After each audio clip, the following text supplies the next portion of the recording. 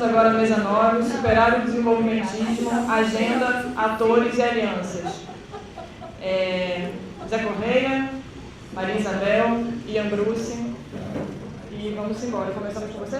Bom, eu vou fazer a primeira intervenção, então, bom dia para todos e todas. Eu pretendo abordar na minha discussão dois dos textos que estão em discussão, o texto do Ramon Duran e o texto, os textos sobre extrativismo e o texto do David Harvey, que é um texto da discussão posterior sobre ecossocialismo e alternativas. Além disso, eu escrevi uma contribuição para o programa de governo que eu remeti para a lista do Enlace Nacional. Eu imagino que durante a campanha vocês não viram isso, mas o título era justamente Superar o Desenvolvimentismo, e que eu vou recuperar alguns elementos aqui. Então, em primeiro lugar, quais são as premissas dessa discussão? Acho que uma primeira premissa é aquilo que o David Harvey chama de superar a lógica insustentável do crescimento composto. O que é o crescimento composto? Se uma economia cresce 3% em vários anos, ela cresce sobre o crescimento. O primeiro ano é 3%, o segundo ano vamos supor, partindo de uma base de 100, o segundo ano é sobre 3% crescendo sobre 103% e assim por diante. Então, só para recuperar aqui alguns cálculos que estão naquele livrinho do Pequeno Tratado do Decrescimento Sereno, do Breve Tratado do Decrescimento Sereno, se uma economia cresce 3% ao ano, em um século ela cresce 20 vezes. Em 2 séculos ela cresce 400 vezes. Em 3 séculos, 8.000 vezes. Então, o capitalismo... Função exponencial. O capitalismo vem mantendo um crescimento de mais ou menos 2,5% há 250 anos. Só que ninguém quer crescer 2,5% ou 3%, né? Para superar o subdesenvolvimento, tem que crescer muito mais. Crescendo 3,5%, não 3%, você não cresce 20 vezes em um século, cresce 31 vezes. Aumentou 0,5%, no final cresceu não 20 vezes, 30 vezes. Em 2 séculos se cresce 961 vezes. E se a gente crescer em ritmos chineses, 10% ao ano? O crescimento em um século é de 736 vezes. Imagina um país consumir 736 vezes mais água, energia, etc. Mesmo supondo que tem ganho de eficiência com a tecnologia, isso é insustentável sob qualquer parâmetro que a gente adote. Bom, essa é uma primeira premissa, superar isso. Não é possível pensar um futuro a partir disso. Em segundo lugar, qual é o capitalismo realmente existente no nosso continente? Em boa parte dos países, a partir da década de 30, o que a gente chama de desenvolvimentismo foi a forma adotada pelo capitalismo em nossa região.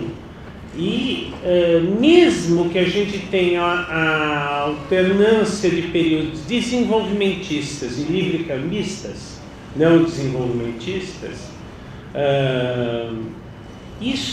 o desenvolvimentismo permaneceu como horizonte, como quadro referencial imaginativo de grande parte dessas sociedades. Então, sobre a colocação que fez ontem o João, Quando eu estou falando assim que o desenvolvimentismo é a questão central, é que ele é o horizonte imaginativo não só de grande parte da burguesia, mas da quase totalidade da esquerda.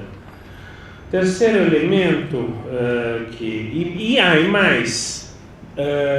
o desenvolvimentismo é historicamente situado. Então, o desenvolvimentismo dos anos 50 podia ser pensado com referências ou dialogando com a experiência do estado do bem-estar social, com a experiência da União Soviética em outro parâmetro, mas tem referências com as coisas. E hoje, o que é a referência para esse tipo de situação? Elemento que eu acho importante aí na nossa tradição é que isso está muito vinculado à história como progresso, e essa concepção é uma concepção que na prática significa, adotando a lógica do Marx, de que o capitalismo cria seus próprios governos na medida em que a acumulação de capital se desenvolve, ela vai criar mais proletários. Então é melhor, quanto mais capital, melhor, mais capitalismo, melhor. Ora, eu acho que a história mostrou que isso é uma besteira, para falar uma linguagem clara. Essa visão do Marx de que mais capital é bom é uma visão suicida para o planeta e suicida para a esquerda.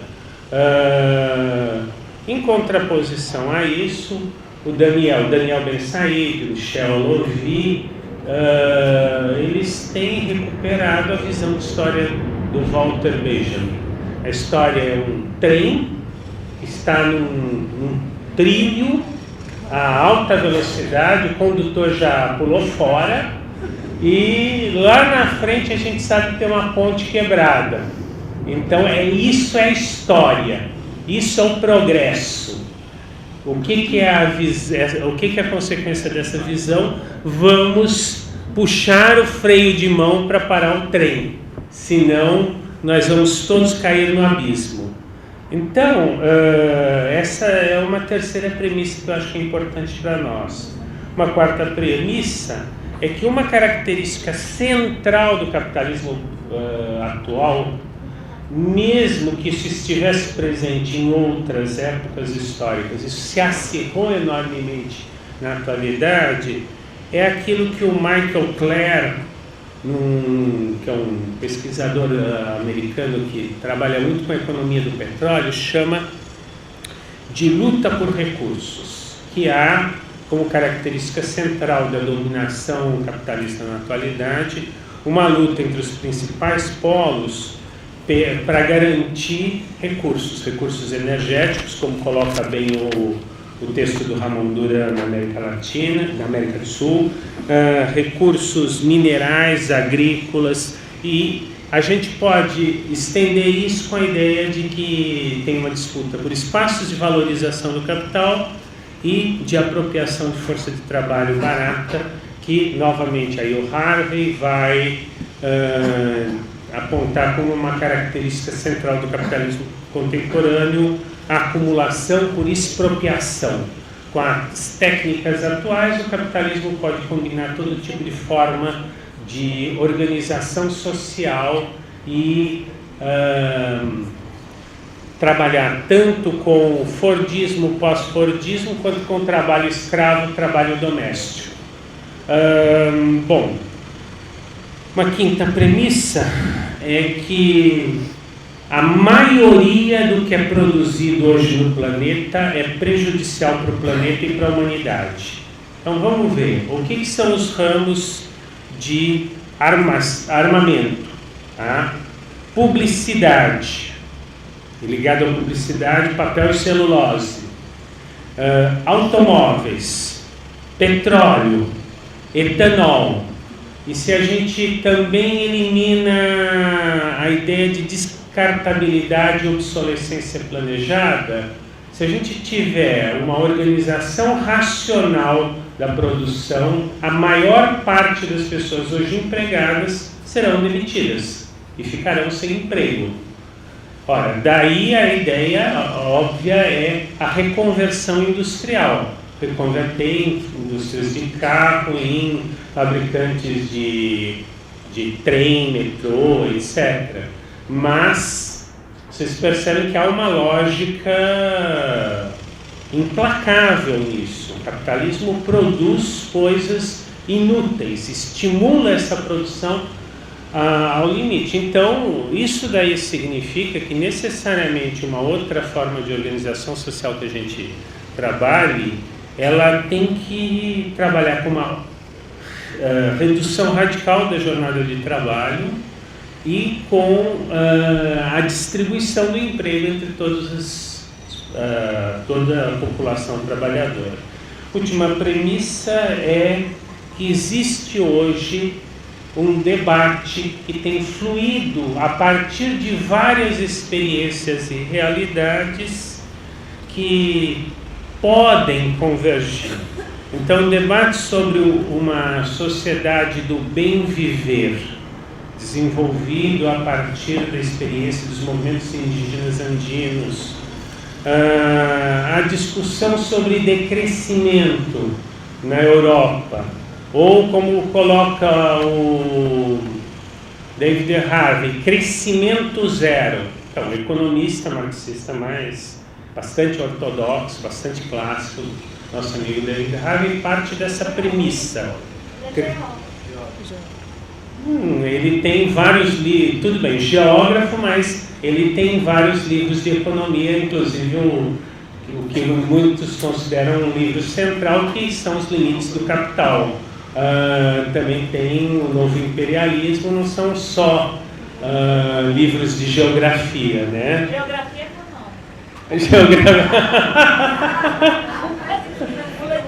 Então, eu estou trazendo essas ideias para a nossa discussão, para que a gente perceba que por várias linhas a ideia de uma outra lógica econômica e social vem emergindo. E essa outra lógica econômica e social não é a lógica de contrapor ao capitalismo a ideia da propriedade estatal dos meios de produção e planificação centralizada. É uma lógica muito mais flexível, eu diria, mais sofisticada, de pluralismo de formas de propriedade e de organização da atividade econômica. Bom, essas premissas eu queria afirmar para a gente então discutir os nossos outros elementos. É 20 minutos? Isso. Pensei que era 30. Tá bom, então... tá bom, então eu vou ter que enxugar, eu tinha planejado para 30 minutos, é 20. Então, segundo ponto, o que é hoje o que a gente poderia chamar de neodesenvolvimentismo? A gente pode incluir sobre esse rótulo uma série de experiências que, no entanto, mantém um extrativismo ou, no caso do Brasil, o João caracterizou como subimperialismo. Então, de onde vem o dinamismo contemporâneo na economia sul-americana? Basicamente, fornecer recursos para a fábrica do mundo, para a China.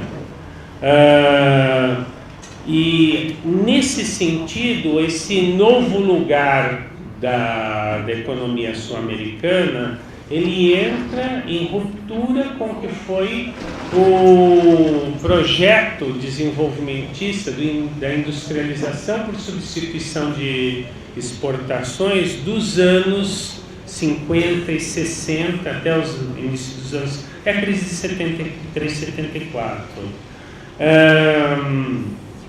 Esse novo extrativismo, a exportação de produtos primários, em particular para o mercado chinês, para os mercados asiáticos, ela não significa, no debate contemporâneo, ela não surge necessariamente, como no velho desenvolvimentismo, como o caminho do subdesenvolvimento. Então, aí alguns teóricos apontam, por exemplo, o caso da Austrália, que não é um país subdesenvolvido, mas é um país primário, exportador de produtos primários. De qualquer modo, em qualquer situação, um projeto desse tipo, mesmo que seja um projeto desenvolvimentista em modelos clássicos, de uma economia industrial que internaliza a produção siderúrgica, a produção de eletrodomésticos, de automóveis, etc., está defasada do que é o centro de dinamismo do capitalismo contemporâneo. Ao longo dos últimos 30 anos, onde esteve o centro da acumulação de capital fora da esfera financeira, na esfera produtiva? Isso esteve em grande medida ligado a áreas de inovação tecnológica, na informática, eletrônica, medicamentos, novos materiais, nanotecnologia, etc. Em última instância, a área de inovação no campo da tecnociência. E isso passa longe de qualquer projeto, ou seja, qualquer projeto, seja de exportação de produtos primários, seja de industrialização nos moldes tradicionais, hoje não representa autonomia, possibilidade de autonomia de uma economia nacional ou mesmo de uma economia regional. Por quê? Porque hoje em dia fazer carro não tem nenhum segredo. E mais, é fazer algo que não implica em desenvolvimento no sentido de que a gente poderia dar um outro sentido para pensar entre aspas, o progresso da sociedade. De qualquer modo, no caso brasileiro, nós temos a burguesia brasileira mantendo um parque industrial relativamente sofisticado, então não fabrica só carro, fabrica também avião, tem petróleo, minérios, exportação agropecuária, produção e exportação agropecuária, etc. Então, essa burguesia, ao mesmo tempo, ela integra economicamente, ela se apropria do espaço econômico dos países vizinhos. Então, se a gente olha o mapa do continente, a gente vê a soja se expandindo de São Paulo e de Buenos Aires e entrando Uruguai, Paraguai, Bolívia, o centro-oeste brasileiro, etc. Então, há um processo, os bancos brasileiros, toda aquela discussão que começou ontem, há uma conquista por parte dos capitais brasileiros do espaço econômico regional. Frente a isso, o que pode ser uma alternativa de organização econômica? Acho que, em primeiro lugar, a gente tem que pensar a organização da economia sobre uma outra lógica social. Uma lógica social em que a gente substitua o papel central do mercado por decisões conscientemente tomadas pela sociedade. Não significaria planificação centralizada a partir do Estado, mas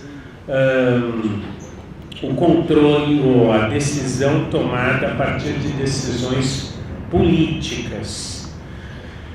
Depois, o que seriam os setores a serem impulsionados nessa lógica? A gente tem justamente isso, que é o patamar das forças produtivas contemporâneas que tem que ser incorporado. E aí, não é só mercado interno, consumo de massa, mas é essencialmente produção de conhecimento tecnocientífico, estrutura de serviços de qualidade ampla e difundida, produção cultural, todos esses elementos que exigem uma democratização radical da sociedade, redistribuição de renda, redução da jornada de trabalho, expansão dos direitos, etc.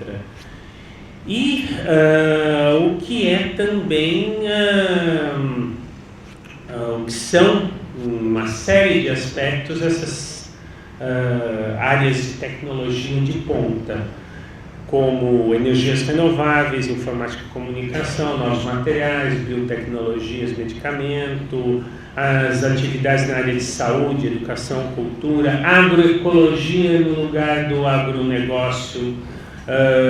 Bom, então, tudo isso daí não é possível sem uma desglobalização parcial da economia. Não é possível pensar qualquer alternativa sem ruptura com a globalização, com essa lógica maluca em que a gente importa todo tipo de bugiganga da China, em função de como, inclusive, das oscilações de câmbio.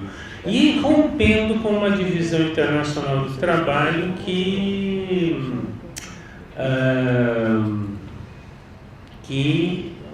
mantém essa lógica globalitária, como o pessoal falava nos anos 90. Ao mesmo tempo, nós não somos a favor do recuo a um autarquismo, a um isolamento, inclusive impossível numa sociedade integrada pelas tecnologias da comunicação contemporâneas. Então, mais do que isso, no mundo atual, é muito difícil a gente pensar que mesmo um país como o Brasil possa ter um protagonismo sem mobilizar mais recursos, mais energia. A América do Sul, de conjunto, tem uma população hoje em torno de 400 milhões de pessoas, num território de 18 milhões de quilômetros quadrados. Isso tem dentro de si os recursos, as energias necessárias para a gente pensar uma sociedade com qualidade de vida para toda essa população. A questão do vínculo com o mercado mundial é essencialmente o guilhão que aprisiona a economia no modelo capitalista atual. Então, é muito antipopular a gente dizer, vamos desglobalizar. Parece que nós estamos, mas não dá para pensar nenhuma alternativa sem isso. Olha, a partir daí não vou me deter, depois a gente pode relembrar o texto que eu remeti para a campanha, que desenvolve lá uma nova matriz de transportes, nova matriz de energia, substituição da agroindústria pela agroecologia, uma vocação sustentável para a Amazônia, e a reforma urbana. Então eu queria só concluir, agora não vai dar para eu falar do Harvey, talvez na conclusão eu pego isso, mas a questão das cidades. Eu gosto muito de um texto do Mike Davis, que diz o seguinte, o texto se chama Quem Construirá a Arca? A metáfora é a metáfora da Arca de Noé, que salvou a humanidade de todas as formas de vida. Ele diz o seguinte, grande parte da dinâmica predatória do consumismo atual, ela vem do modo de vida urbano. Mas, ao mesmo tempo, onde é que nós vamos encontrar os recursos para construir uma alternativa? Se não na própria cidade. Não tem como a gente voltar, como estava conversando com o Renato ontem, voltar para a roça. A gente precisa reinventar a cidade. E aí o Mark Davis vai lembrar de toda a ideia de cidadania é uma ideia vinculada à cidade. A palavra, inclusive, vem política de polis, cidadania de civis, a ideia de os cidadãos democraticamente deliberarem o que querem é uma ideia vinculada à dinâmica política das cidades. Então, esse é um elemento, a ideia de espaço público, mas ele levanta uma série de outros aspectos que têm a ver com a cidade. Ao concentrar os humanos, ela permite também reduzir ou racionalizar ou planejar a minimização do seu impacto ecológico. Me parece central a gente pensar que é no espaço urbano que qualquer disputa vai ser resolvida e não alimentar qualquer ideia de desurbanização no processo de construção de alternativas. Bom, é isso. Aí faltam algumas coisas que eu retomo na parte final. Tá certo. Bom dia, camaradas. Bom, eu vou tentar abordar essa questão da possível superação do desenvolvimentismo. Acho que é um pouco a mesma questão de quem vai construir o arco, digamos, né? Com quem vai construir, como, né? Esse arco. A partir da experiência venezuelana, né? Onde que passei os últimos anos morando e trabalhando. Realmente, de fato, a questão ambiental, a questão de outro modelo de desenvolvimento sustentável, a questão do ecossocialismo, não tem sido um aspecto explicitamente, ao menos, evidente no processo bolivariano, né?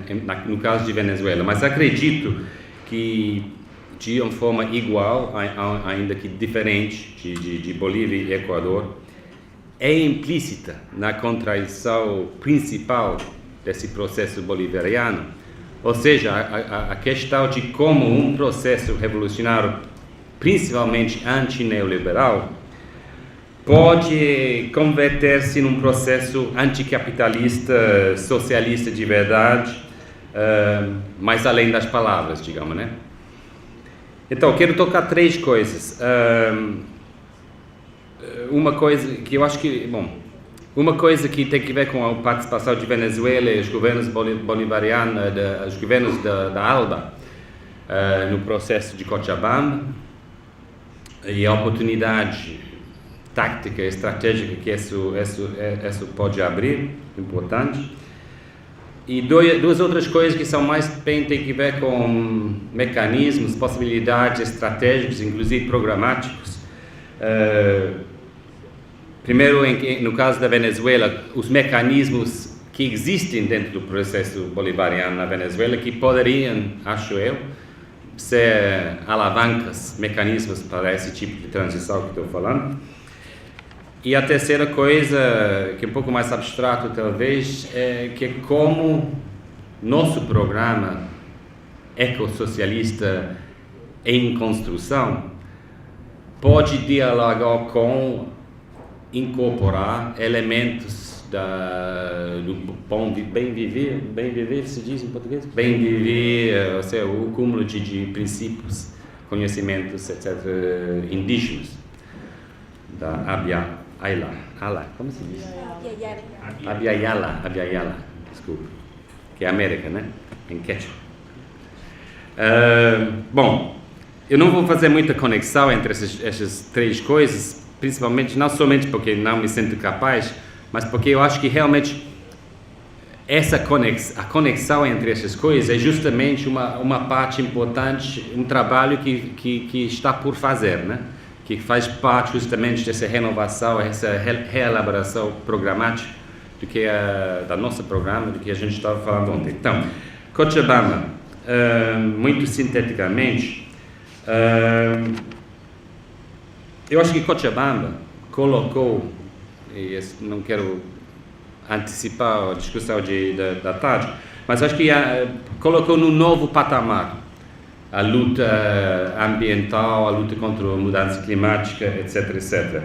E justamente porque essa combinação entre movimento social e governos progressistas bolivarianos da ALBA, né? Ou seja, a Venezuela já colocou isso, Venezuela e Bolívia, em Copenhague, né? Quando Chávez, principalmente, até certo ponto Evo também, levaram para dentro do processo da ONU, em Copenhague, a voz da rua, se quiser dizer, né? Ou seja, levou o movimento contra a mudança climática, que é um momento de protesto, com 100 mil pessoas, uma mobilização importante, mas colocou essa voz dentro do processo, né? Inclusive repetindo as lemas como o famoso, né, de que se o clima fosse um banco teriam salvado faz tempo, né? E essas coisas, né? Então, isso em Cochabamba já ocupa seu próprio espaço, né? Já ocupa seu próprio espaço com um novo sujeito, né? Baseado em alguns princípios. Uma definição explicitamente anticapitalista, né? Uma identificação da causa do problema como explicitamente o capitalismo, num conceito evidente, claramente anti-imperialista, se você quiser dizer, no sentido de o conceito da dívida climática, né? Porque, quer dizer, os países ricos são quem tem que pagar principalmente. E sobre o conceito dos direitos da natureza, uma declaração universal dos direitos da natureza, e tudo isso como a base para algumas iniciativas, como o possível Tribunal da Justiça Climática, um possível referendo sobre o clima, e como para a conformação de um novo movimento contra a mudança climática, né? Então, não vou entrar muito mais nisso, só para dizer que nada disso teria sido possível somente a partir dos movimentos, né? Claro, os movimentos têm que ser a base disso. Mas se não fosse pela intervenção destes governos bolivarianos, não teria o mesmo sentido, não ocuparia o mesmo espaço, né? E não teria a mesma voz. Isso levanta também problemas táticos, porque a tática do governo boliviano, por exemplo, agora, tem sido basicamente tentar levar essa agenda para dentro outra vez do processo da ONU, da UNFCCC. Então, se você ler o site aí do Cochabamba, está todo dia dizendo como que o texto negociador que vai levar para Cancún em dezembro já inclui 6, 7 dos pontos do acordo dos povos de Cochabamba, etc. Claro, os países ricos não vão adotar isso, sabemos, né? E eles também sabem.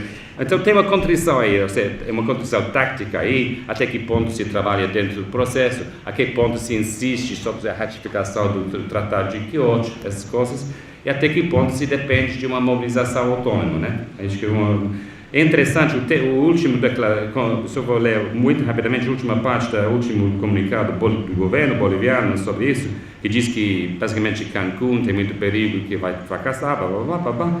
A única forma de avançar e reforçar a organização e mobilização dos movimentos sociais ambientalistas, povos indígenas, mulheres, intelectuais, artistas, jovens, atrás da bandeira do Acordo dos Povos de Cochabamba. Ou seja, é uma posição bom, né? Uma boa posição, né? A partir do governo boliviano. Mas,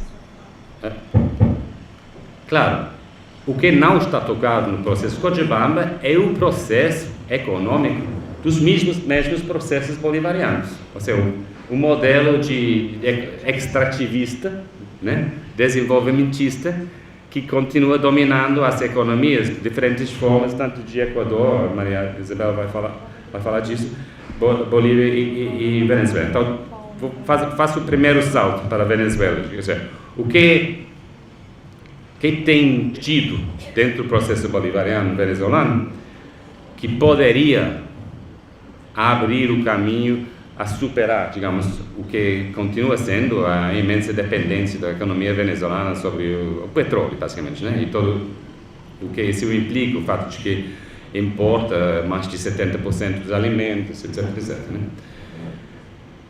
Eu muito, claro, isso tem que ver com uma caracterização do processo bolivariano que eu estava falando com os camaradas ontem à noite. É muito complicado, né? O mais que a gente conhece desse processo, mais difícil fica realmente entender o que está passando, né? Mas tudo bem. Tem três coisas que eu quero assinyalar muito rapidamente. Teve um intento a partir de 2004. 2004 foi quando a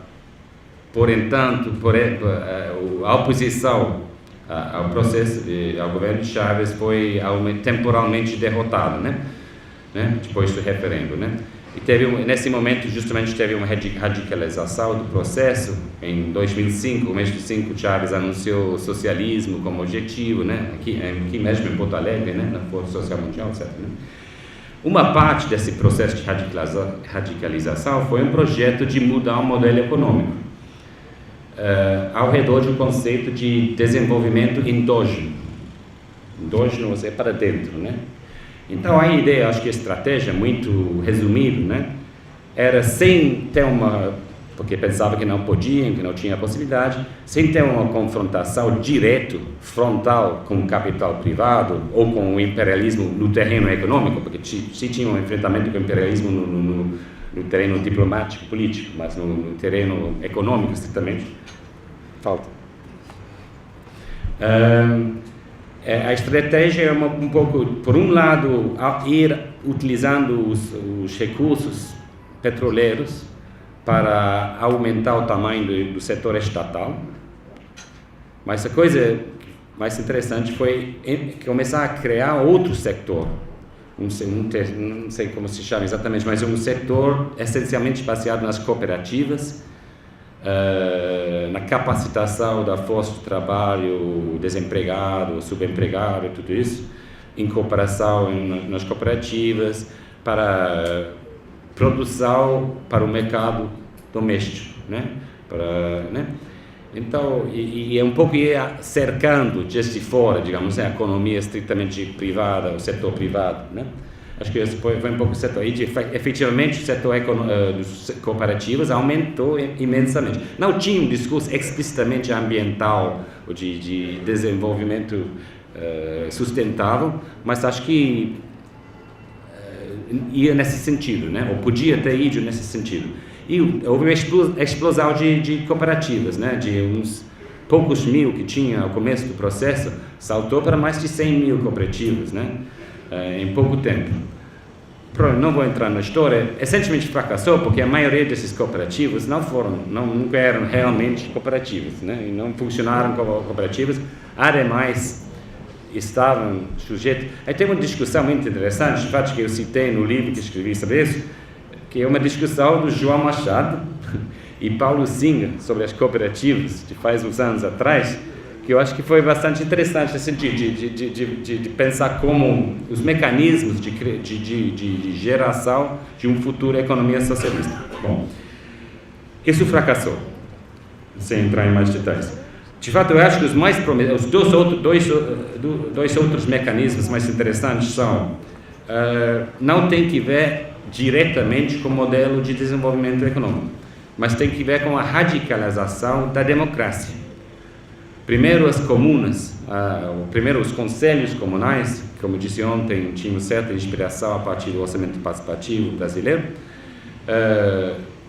Não tenho tempo para descrever em detalhe, mas esses são os conselhos comunais são órgãos pequenos, 200, 300 famílias na zona urbana, que basicamente fazem diagnóstico, decidem projetos, recebem recursos do governo central e aplicam e autogestionam projetos pequenos na comunidade. Em si não é tão radical, mas é uma forma de mobilização interessante. O desafio interessante, digamos, nesse caso, é o projeto de expandir esse processo. Já tem supostamente 30 mil conselhos comunais. Eu não acredito realmente nesse número, mas é um número oficial. Pelo menos não tem 30 mil realmente funcionando, mas tem muitos, né? Mas o projeto interessante é começar a federar, fazer federações de conselhos comunais para gestionar uma economia local, uma política, começar a assumir os papéis, as funções do governo representativo local, né, do município, dos governos de estado, etc., né? Mas tudo isso está bloqueado, né? Quer dizer, avança, mas não avança muito, porque mesmo os estamentos do Estado existente, ocupados por bolivarianos, alcaldes, governadores, etc., etc., não quer, né? Então está nessa disputa, né? Não vou adiantar. O terceiro elemento que aponta nessa direção, acho eu, a esse tipo de transição, é a questão da democracia no lugar de trabalho, né? Ou seja, tem diferentes nomes: cogestão, autogestão, controle operário, etc., etc., né? O que é muito mais limitado na sua dimensão, mas tem possibilidades mais profundas ainda, né? Inclusive quando, teve experiências super interessantes de quase controle operário em algumas fábricas e algumas indústrias, basicamente neste mesmo período, 2004 e 2005. Quase todos foram asfixiados, outra vez pela mesma burocracia bolivariana, né?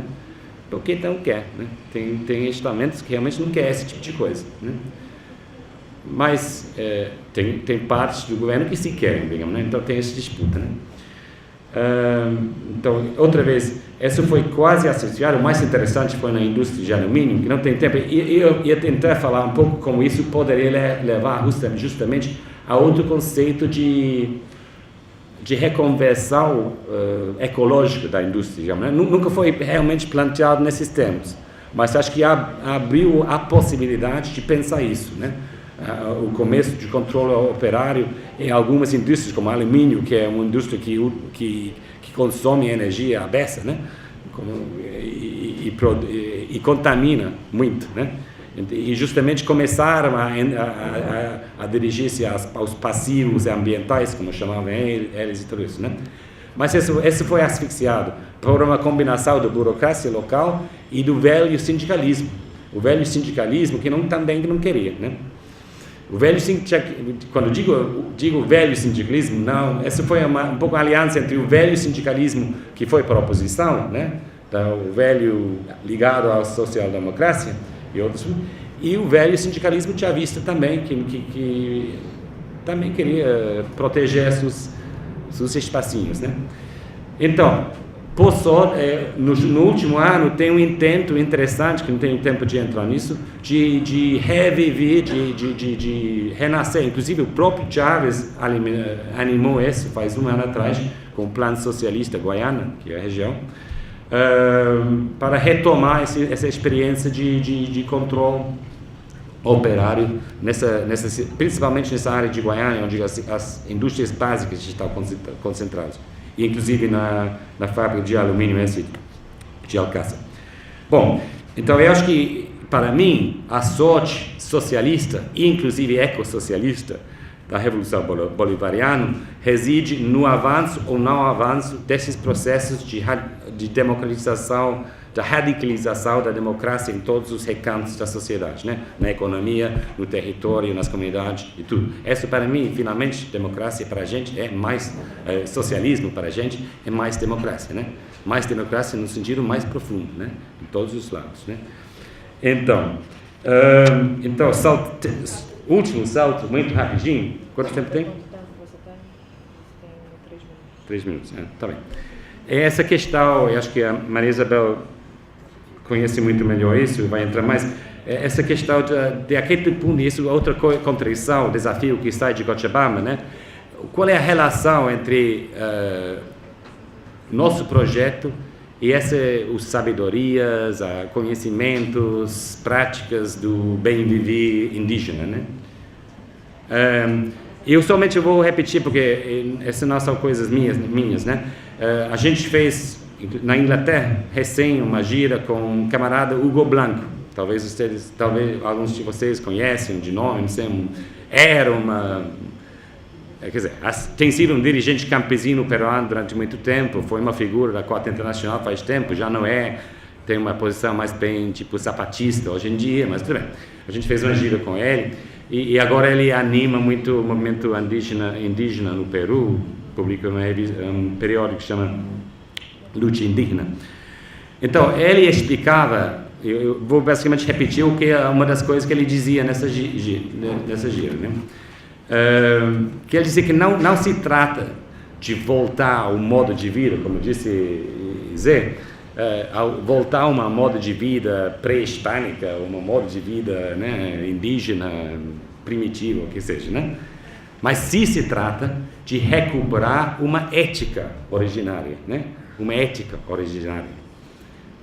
Então, quais são os elementos dessa ética, segundo ele? Vou rapidinho. Defesa da natureza, como princípio da vida, né? Como a natureza é a nossa vida. O princípio de que o que afeta, qualquer coisa que afeta a comunidade tem que ser enfrentado e resolvido pela comunidade coletivamente, e não por indivíduos, né? Isso é uma conexão diretamente com o tema de democracia direta, né? Que a gente estava falando antes, né? Direitos coletivos e não individuais. Não somente direitos, senão processos de decisão, né? E reflexão e decisão e gestão coletivos, né? Terceiro, esse princípio, os vários elementos do bem viver, como agricultura sustentável, pequena, todas essas coisas que entram no oposto do grande agronegócio, né? E o não consumismo, né? E quarto, o respeito para os ancestros, como o respeito ancestrais, como um respeito para os descendentes, né? Ou seja, que se reflete sempre em termos do que a gente herdou e o que a gente vai legar para o futuro, né? Então, então eu coloco isso porque eu acho que talvez sim é uma coisa que a gente tem que pensar como, finalmente...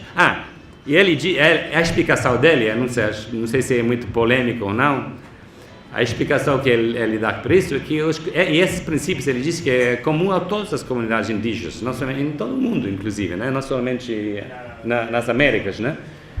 E a explicação que ele dá para isso é que os povos indígenas do mundo, ainda que evidentemente muito condicionado e parcialmente integrado no sistema capitalista, etc., conservem em diferentes graus elementos do que teria sido para Marx o comunismo primitivo, né? Então ele relaciona essa ética, do bem viver, ao comunismo primitivo, ou resíduos, né? Resíduos do comunismo primitivo. Tá, então, deixa lá.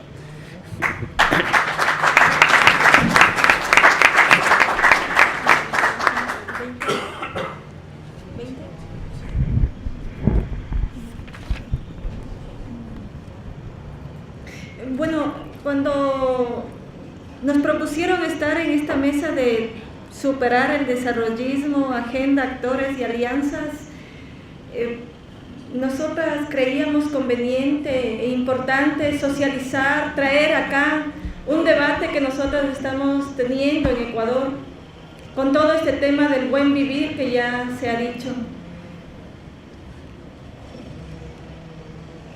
Para eso creo que nosotras ahora en este seminario, desde el primer día hasta ayer en la noche, se ha hablado de la lógica que tiene este capitalismo productivista, en donde enajena desde los propios deseos de las personas, hombres, mujeres, de todas clases sociales, y donde nos coloca a los individuos como objetos del mercado, en donde la sensibilidad incluso se coloca como objeto de mercado. Entonces, ahora lo que vivimos en Ecuador como esto que se llama desarrollismo extractivista, tiene una contradicción muy fuerte con lo que tenemos en nuestra Constitución. La nueva Constitución ecuatoriana habla en muchos de los artículos, y una de las cosas que tiene la Constitución ecuatoriana es un régimen del buen vivir. Es todo un capítulo en donde se habla sobre el régimen del buen vivir. Y claro, es contradictorio a las políticas desarrollistas de Correa, porque la matriz económica que tienen nuestros países es el extractivismo. Nosotros vendemos materia prima para los países del centro en esa lógica de división internacional del trabajo, en donde nuestros países quedaron en dependencia. En esa lógica quedaron en dependencia económica, y en esa lógica somos una periferia. Y en esa lógica somos culturas atrasadas, y en esa lógica hemos sido también, hemos tenido que incluso vender nuestra fuerza de trabajo e internacionalizar nuestra fuerza de trabajo con la migración. En esa lógica se vuelve perverso la vida en sí misma.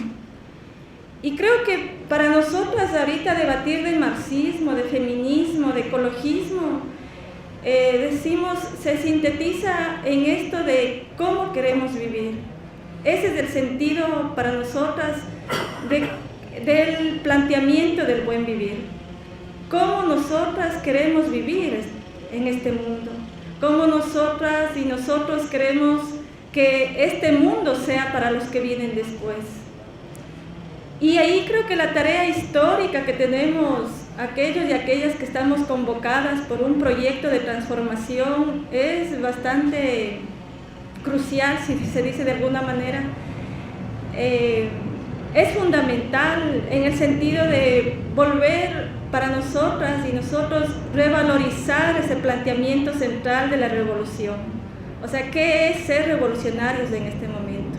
¿Qué es ser revolucionarias ahora?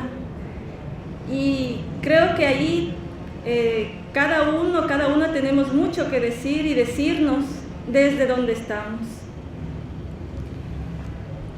Entonces, planteo esto como introducción en el sentido de que tal vez hay muchas cosas que ustedes y que en conjunto ya las hayan debatido o individualmente las hayan pensado, pero que es necesario también que esto que es la vida cotidiana, pongamos como debate fundamental en otro modelo de desarrollo, si acaso se pretende poner otro modelo de desarrollo, ¿no? O tal vez entrar a romper con la lógica de que hay un modelo de desarrollo que seguir. Tal vez ese sería uno de los puntos de partida de cómo salir del desarrollismo. Para nosotros, por ejemplo, es súper engañoso el hecho de que las mujeres reciban un bono, vean que se mejoran las condiciones económicas con esto que se llama, con esta política desarrollista que tiene esa lógica extractivista, pero que también al mismo tiempo te da espacios de inclusión social, te habla del buen vivir, te da ciertas cuotas de poder, es decir, te abre ciertos canales en donde se puede ir desahogando toda esa presión social que genera el propio capitalismo. Y es contradictorio porque al mismo tiempo ves que esa compañera que recibe el bono, un bono que les dan mensualmente a las mujeres que están bajo ciertos niveles de pobreza, son las compañeras que al mismo tiempo están sufriendo, están empobrecidas por esa misma lógica y que tienen que multiplicar sus horas de trabajo para poder completar un ingreso básico para su casa.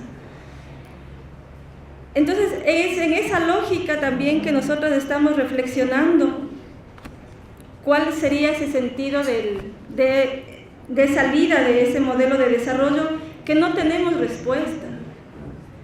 Y hay que estar conscientes también de que hay una crisis que atraviesa, no solo que tiene que ver con esas múltiples crisis económicas, financieras, la crisis ecológica, pero también hay una crisis de los deseos, hay una crisis de la vida misma. En esa complejidad, porque al mismo tiempo encontramos en esa complejidad de la crisis que pone este capitalismo una posibilidad de resistencias sociales que vienen desde el sur.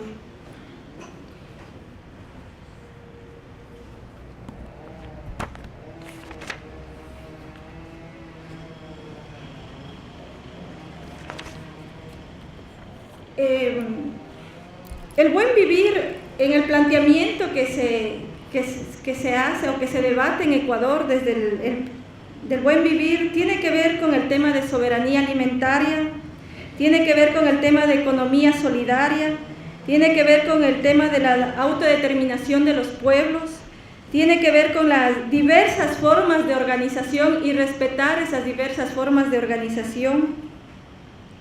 Tiene que ver también para nosotros y está cruzada con la plurinacionalidad, es decir, el reconocimiento de culturas distintas, que en el caso de Ecuador son nacionalidades y pueblos reconocidos también ahora en la Constitución. Es también el acceso a las riquezas y el control de los recursos naturales, respetando y asumiendo la biodiversidad y la sostenibilidad de la vida, desde esta premisa que se recupera de la propia organización del movimiento indígena, que es lo comunitario. En lo comunitario, el planteamiento de la relación con la naturaleza hay cosas que se dan, hay cosas que se pueden vender y hay cosas que se deben guardar. Es decir, no podemos exterminar la naturaleza, vivimos de ella y hay que entonces poder guardar cosas para las futuras generaciones. No podemos ahora ser insolidarios con los que vienen después. En esa medida, para nosotros el buen vivir es una ruptura con las concepciones unilineales de la historia y de la propia vida. La concepción de tiempo en lo indígena es una concepción del churo.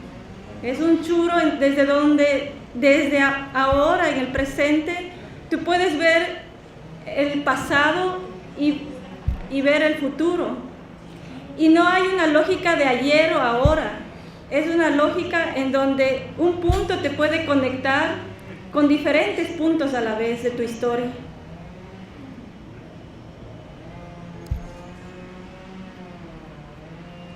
En ese sentido también para nosotros está en este momento en debate cómo entonces se asume esta otra relación cultura-naturaleza.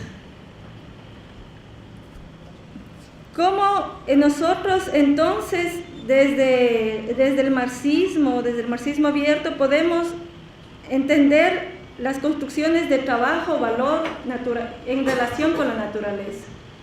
O sea, el valor no tiene que ver solo con cosas cuantificables. El valor también está en aquello que te permite realmente vivir y ser feliz. Pero ¿cómo es construir ese otro planteamiento económico? Por ejemplo, se recupera o se recoge desde ahí un planteamiento que ahora es de la ecología y la economía, o desde ese pensamiento de economía desde la ecología. Si me dedico, por ejemplo, a depredar totalmente un recurso natural, mi economía crece mientras lo hago, pero a costa de terminar más pobre. Es decir, lo contradictorio del capitalismo es valorizar aquello que te termina haciendo más pobre.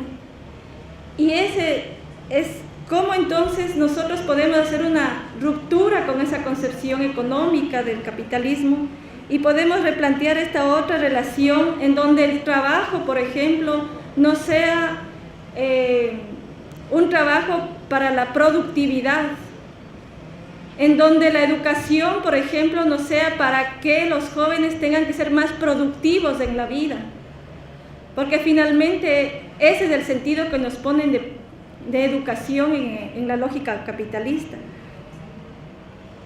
donde también se respete el sentido de los otros valores, donde se respete el sentido también de otras formas de organización de la vida misma.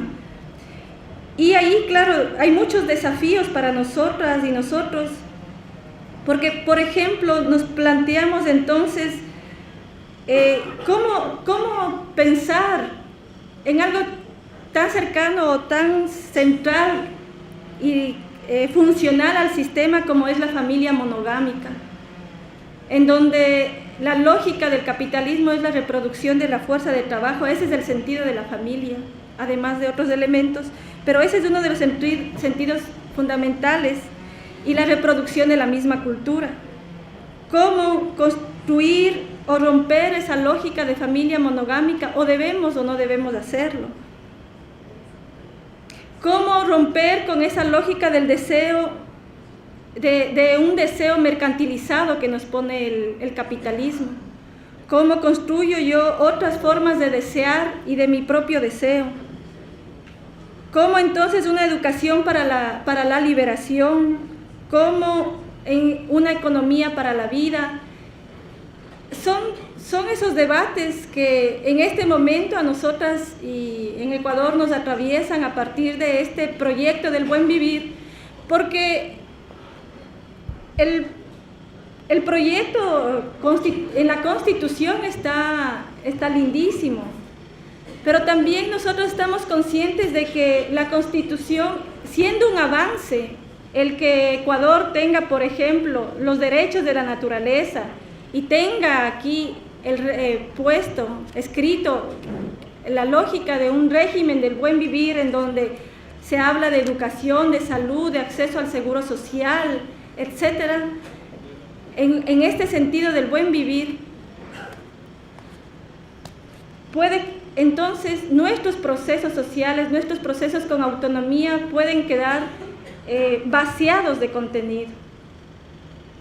Y para no correr ese riesgo es necesario que nosotros ir debatiendo qué es el buen vivir desde nuestras propias organizaciones, desde nuestras propias necesidades, desde nuestras propias situaciones concretas.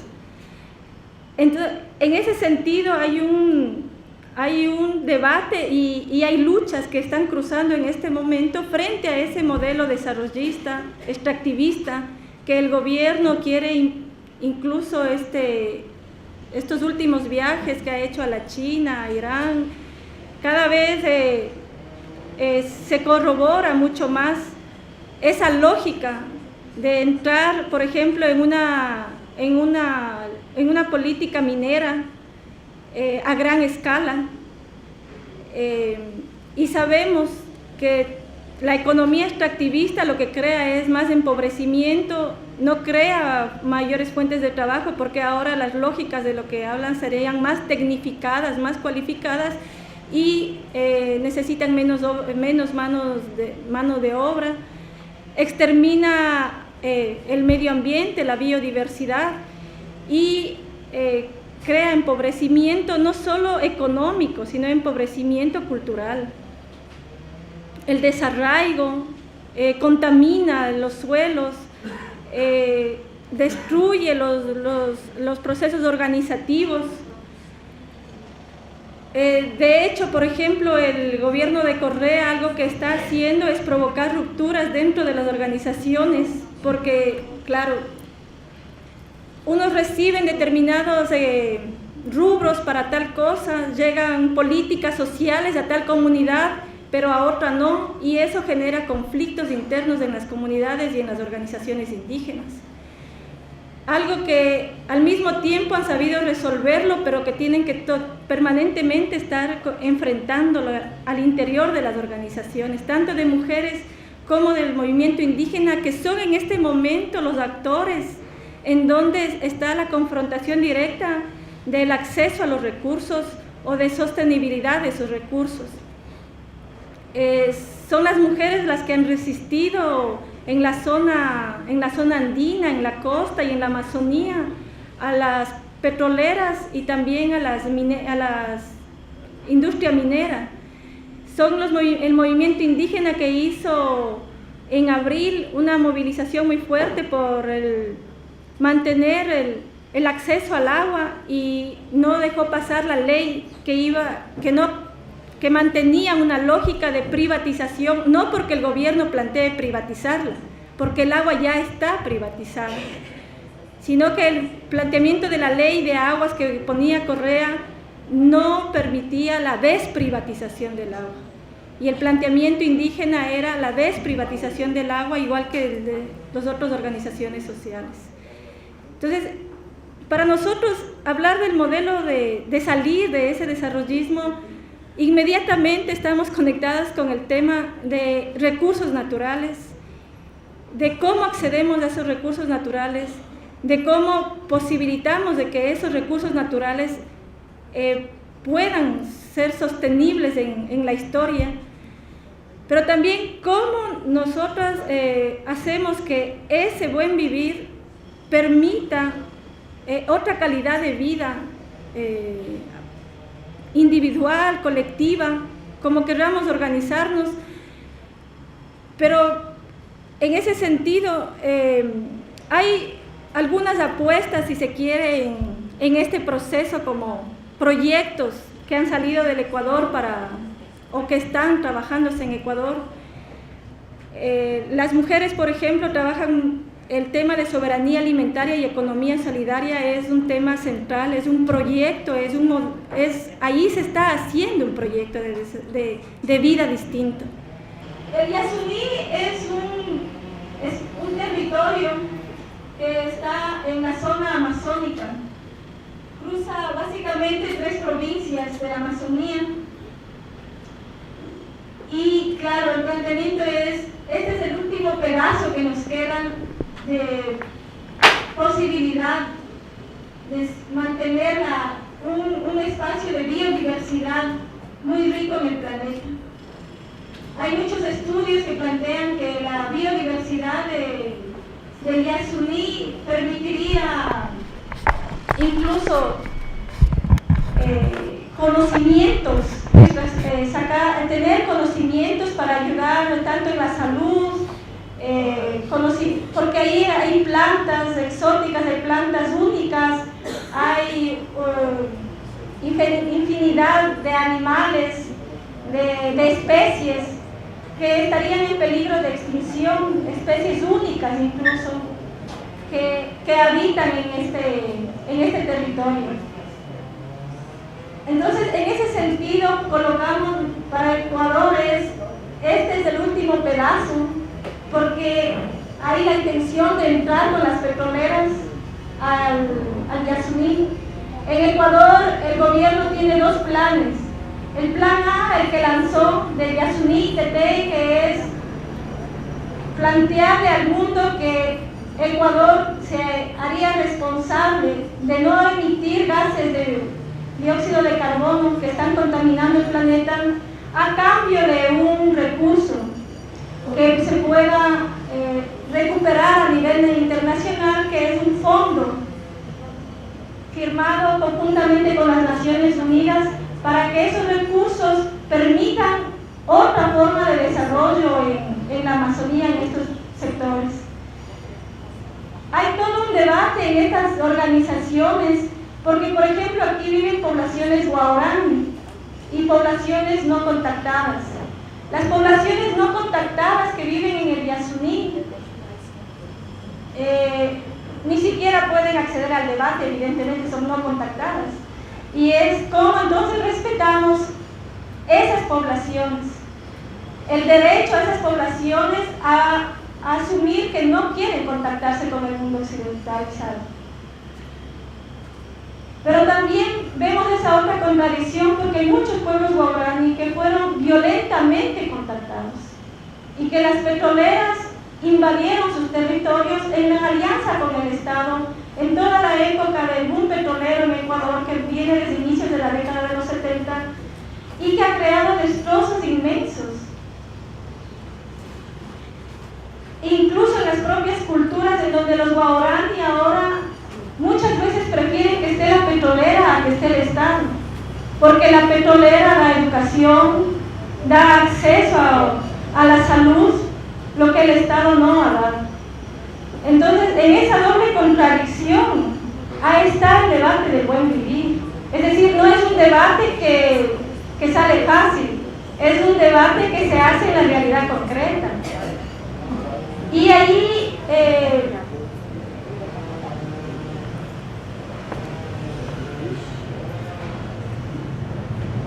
entonces para nosotros o es el último pedazo o es el primer paso. Es el primer paso a hacer una ruptura mental con esa forma que tenemos incluso las mismas compañeros y compañeras de la misma izquierda, de mirar ese mundo desde una lógica unilineal de la historia, e incluso de mirar unilinealmente las categorías marxistas, incluso las mismas feministas. Es decir, es para nosotros hacer una ruptura mental de cómo concebir la integralidad de la vida. Y bueno, ese es además un reto para quienes estamos aquí, estamos en Ecuador o estamos en cualquier parte del mundo, de cómo pensar esa otra forma de organización económica, social, en donde podamos realmente crear la vida para la vida, ¿no? Ese es el fundamento central, entonces, de que sea ese el primer paso para otras concepciones de la vida. Creo que hasta ahí me quedo y luego, espero haya preguntas y eso poder responderles a partir de, quería abrirles el debate que está en Ecuador y hasta donde nosotros también estamos debatiendo, ¿no? Para nosotros las categorías fundamentales del marxismo, del feminismo, solo pueden hacerse en la vida práctica. Es decir, hay que discutir la macroeconomía, pero pensando en esto, pensando en cómo esa macroeconomía nos resuelve también la vida cotidiana. Alguien decía ayer acá adelante, o a partir de lo que ustedes decían, me hacía reflexionar en algo, y es cierto. La gente, por ejemplo, yo me fui preguntando por qué mucha gente se quedó en el PT, o por qué mucha gente salió del PT, o por qué pocos salieron del PT y muchos se quedaron en el PT. O sea, en últimas, ¿qué es lo que te resuelve la vida? O sea, ¿qué es lo que la izquierda podría alcanzar a proponer como ese elemento de resolución de la vida misma? Y eso es un debate que parecería insignificante, que parecería muy subjetivo, que parecería muy esencialista tal vez, pero es un debate sabe que ahora los marxistas estamos exigidos a dar. Si queremos realmente construir un proceso revolucionario que trastoque este momento de la vida de la gente. Porque la gente necesita comer, la gente necesita vestirse. Y entonces, ¿qué propuesta nosotros tenemos frente a ese modelo que nos coloca ahora, por ejemplo, que esas necesidades pueden ser resueltas, pero que al mismo tiempo terminan siendo más perversas? Pero resulta que en la vida cotidiana eso se pierde. Y entonces resolver nosotros ese conjunto de elementos que están desde las cosas concretas y pasan también por las subjetividades de cómo yo hago mi día a día, pudiendo acceder desde al deseo del otro, pudiendo tener una relación con placer o no, pudiendo tener acceso a una buena alimentación, pudiendo llegar a mi casa y compartir con mi familia de manera tranquila, o ir un fin de semana, o incluso tener espacio para viajar por el mundo, no sé. Todas esas cosas en este momento se vuelven esenciales para discutir desde el marxismo.